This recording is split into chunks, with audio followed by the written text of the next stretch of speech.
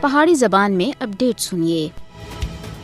جنوبی ایشیا وچ دیر پا امن تنازع کشمیر دے منصفانہ حل دے بغیر ناممکن ہے۔ علاقائی استحکام جموں کشمیر دے لوکاں دی خواہشات کے مطابق تنازع کشمیر کو حل کرنے دے اتے منحصر ہے، جبکہ مودی حکومت کشمیریاں دی حق خود ارادیت دی جدوجہد کو دبانے وچ مصروف ہے۔ بھارت مقبوضہ جموں کشمیر دے اندر ظلم ستم دے ذریعے کشمیریاں دے انہاں دا حق کھسنے وچ ناکام رہا ہے۔ جموں کشمیر دی عوام اقوام متحدہ دی قرارداداں دے مطابق تنازع کشمیر دا پرامن اور منصفانہ حل چاہندے ہیں اور یہ انہاں دا بنیادی اور پیدائشی حق ہے۔ مقبوضہ جموں کشمیر وچ بھارت دی جبر دی پالیسیاں ناکام ہو چکی ہیں۔ بھارت دی ہردرمی جنوبی ایشیا وچ امن و استحکام دے واسطے بہت بڑا خطرہ بنی ہوئی ہے۔ کشمیر ایک فلش پوائنٹ ہے جڑا جنوبی ایشیا دے امن دے واسطے کسی بھی وقت تباہی دی وجہ بن سکتا ہے۔ لہذا عالمی برادری کو اور اقوام متحدہ کو چاہیے کہ وہ مداخلت کرن اور اقوام متحدہ کو اپنی قرارداداں دے مطابق مسئلہ کشمیر دے حل دے واسطے اپنا کردار ادا کرنا چاہیے۔ مقبوضہ جموں کشمیر وچ تعینات بھارتی دہشت گرد فوجیاں سن انسانی حقوق کی پامالیاں وچ کوئی بھی کسر باقی نہیں چھوڑی۔ انسانی حقوق کی سنگین پامالیاں وچ ملوث بھارتی فوجیوں کو